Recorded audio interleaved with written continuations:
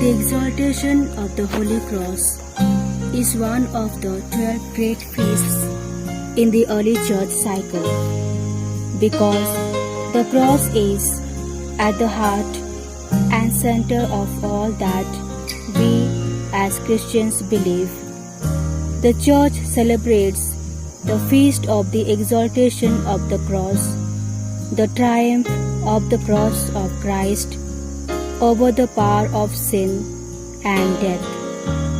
The feast which is celebrated today takes precedence over the ordinary Sunday liturgy. And so, this feast provides us with another opportunity to reflect on the central mystery of our faith, that the one who was lifted up on the cross in crucifixion has triumphed over the power of sin and death, because God highly exalted him. The cross, because of what it represents, is the most potent and universal symbol of the Christian faith. It is a constant reminder and witness of Christ's ultimate triumph, his victory over sin and death through his suffering and dying on the cross. The cross, once a tool of death, has become a means to life, an instrument of our salvation. It gives strength to resist temptation. It gives hope to seek new life, and it dispels fear and darkness. As Christians, we exalt the cross of Christ as the instrument of our salvation.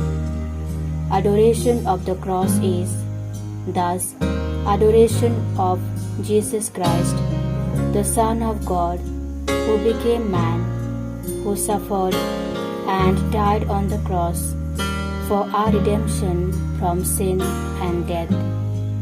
The cross represents the one sacrifice by which Jesus, obedient even unto death, accomplished our salvation. The cross is a symbolic summary of the passion, crucifixion, death, and resurrection of Christ. In the first reading of today, we read of how Moses lifted up the bronze serpent in order to heal and bring wholeness to a broken people. This was God's way of showing the people that he was primarily a God who wanted to save and redeem and not condemn and destroy. The church, and especially the evangelist John, interpreted this lifting of the bronze serpent by Moses as a foreshadowing of the salvation through Jesus when he was lifted up on the cross.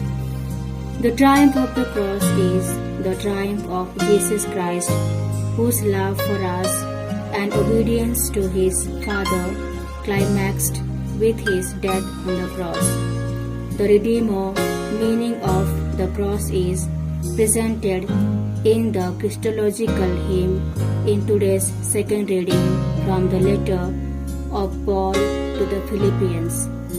Jesus emptied himself completely, not just becoming a human being, but accepting the worst public death of the society he lived in to demonstrate the extent of the love of God for us. He died making a willing statement of love, filling the world with the love he had for his Father and his Father had for him. We are saved from the horrors of evil, from meaningless lives due to the love of the Lord. Because Jesus died on a cross for us, we are able to proclaim to the world, Jesus is Lord. His love made this possible. When we venerate and adore the cross, we are saying, Jesus is Lord of our lives. To the world, this act of surrender on the cross was an act of utter humiliation and subjection and the height of folly. To the world, this death on the cross was a wasted life. To the world, this death on the cross was a sign of utter defeat. But what the world calls wisdom, God calls foolishness. And what the world calls strength, God calls weakness. Therefore, God highly exalted the crucified one by raising him from the dead. God gave Jesus his own name so that every creature on earth must now call Jesus Lord. What human beings did, God contradicted. And so in the weakness and foolishness of the cross, we see the wisdom and power of God. Christ crucified.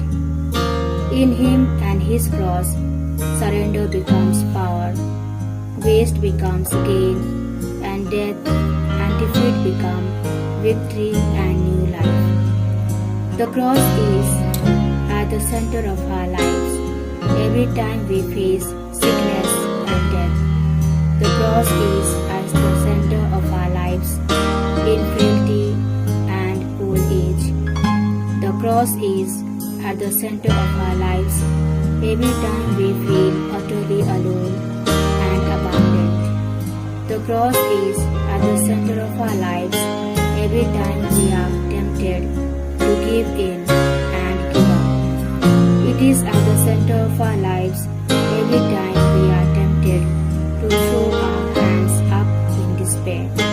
It keeps reminding us that only when we embrace the cross in the midst of suffering and abandonment can we understand the power of the resurrection.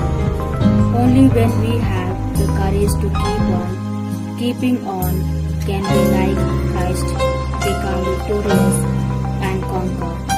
Only when we embrace the cross is it possible for God to raise us up and give us new life.